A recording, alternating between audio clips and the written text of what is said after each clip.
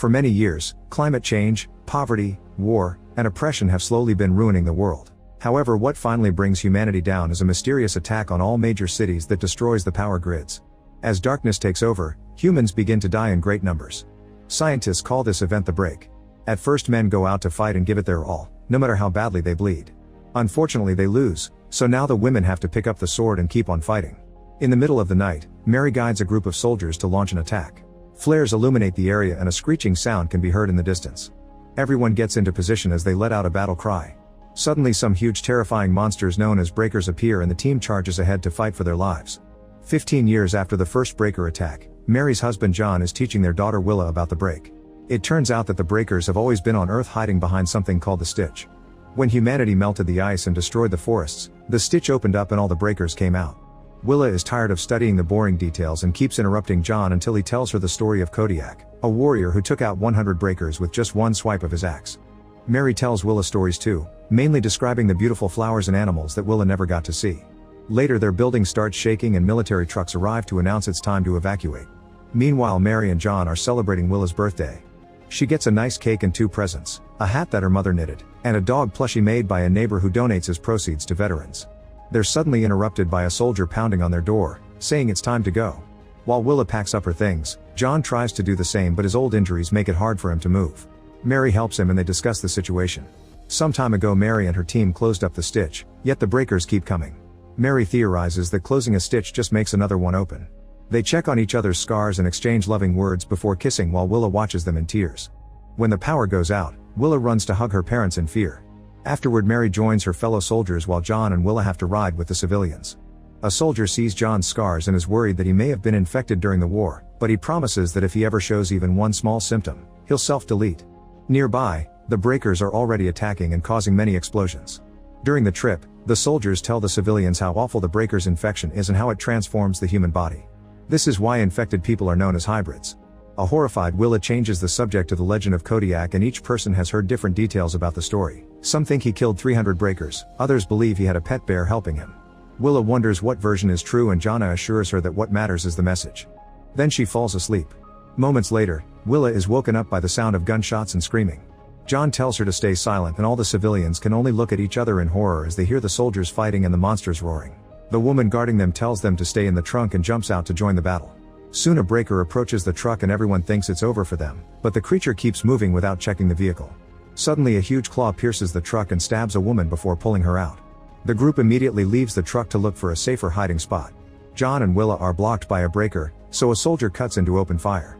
She gets captured by a second monster, but at least the first breaker is distracted and John uses the opening to make Will drop to the ground.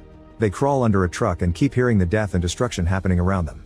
When a breaker starts shaking the truck, the duo has to run and luckily they find another truck to hide under together with a mother and her child. Suddenly a breaker reaches in to capture the kid by the leg and the mother rushes out, desperate to save her loved one. As Willa cries, a breaker tries looking under the truck, only to step back when a soldier opens fire. There's some struggle between them and the soldier wins the fight by decapitating the monster with her sword. After kicking the head away, the soldier checks on the duo and reveals she's Mary. She tells them to come out and Willa is horrified to see the breaker's body squirming on the ground. Mary orders her team to get everyone off the road and take them to the forest since it's safer there. As they move, Willa sees many human bodies and people with severe wounds. An old man has been infected and a soldier promises to stay with him until it's over. In just a few minutes, the man's eyes start bleeding and his veins turn black, so the soldier shoots him. When the group reaches the forest, John worries because he notices some blood on Mary's face, but it's just human blood so she's fine. At that moment they hear more monster noises. Mary tells Willa that she needs to stay and fight so the family should continue moving without her. Willa cries explaining she needs her too, but Mary tells all the civilians to move and John has to drag Willa away by force. The soldiers regroup and rush ahead for another battle. In the morning, John and Willa make it to the shore and John reveals a boat that he and Mary used to take out for fishing trips. They can still hear the breakers and the screaming in the forest, so Willa thinks they should bring a few civilians with them.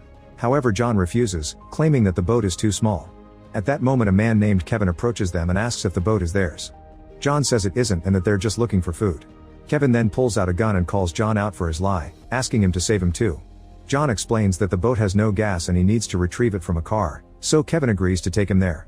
After telling Willa to wait by the boat, John walks to the abandoned car on the road while Kevin keeps the gun pointed at him. John pretends to reach into his pocket for his keys and takes out a knife instead. At the shore, Willa is getting more and more scared because her father is taking too long and she keeps hearing the monsters. Thankfully John comes back and tells her that Kevin ran away, so they leave on the boat by themselves. After a few hours of sailing they make it to an island in the middle of the sea.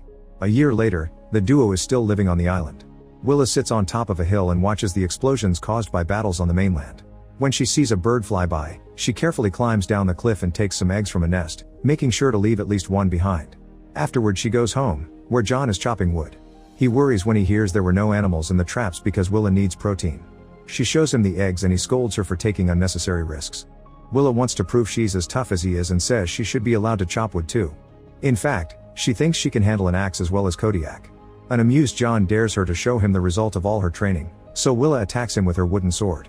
It's easy for John to block her every single time and he ends the fight by pushing her away, saying she needs more training. When he turns around Willa tries to attack him by surprise, but he blocks her again and her sword breaks. That night before dinner, Willa asks for another story. John tells her about Kodiak gathering the perfect materials to make a powerful axe and how he was the first person to see the stitch cracking on the ground. A breaker crawled out of the cracks but Kodiak wasn't scared. In fact, he quickly killed it with his new axe.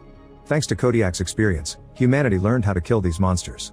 Willa wonders if Kodiak is actually her father, but John mocks the idea and asks her to take the story seriously because they bring hope. He thinks that one day the world will be at peace and they'll finally return to the mainland. Sometime later the duo goes to the beach to bury some mines. Using binoculars, they watch the breakers on the mainland and John explains that these creatures don't have eyes. He believes that they use hybrids as their eyes and ears. Willa wonders what humanity did to be attacked like this, so John theorizes that the breakers saw humans as invaders of their home. Afterward Willa continues with her training by going through an obstacle course that John built with wood. He keeps asking her questions about the right ways to fight breakers as she moves. He also puts her on edge by describing the way the monsters are coming for her. Willa slips a few times but never gives up and reaches her wooden sword. She starts attacking the bags that represent the monsters while repeating her lessons. Breakers must be killed by decapitation, but that's not enough for hybrids, who need to get their brains smashed. She slips again during her last attack and sadly doesn't finish the course in time, but John says she did pretty good. Still determined to keep on training, Willa starts going through the course once more. Later while working in the garden, John is shocked to find wild strawberries. He immediately takes them to Willa, who never saw this fruit before. She tries one and loves the taste.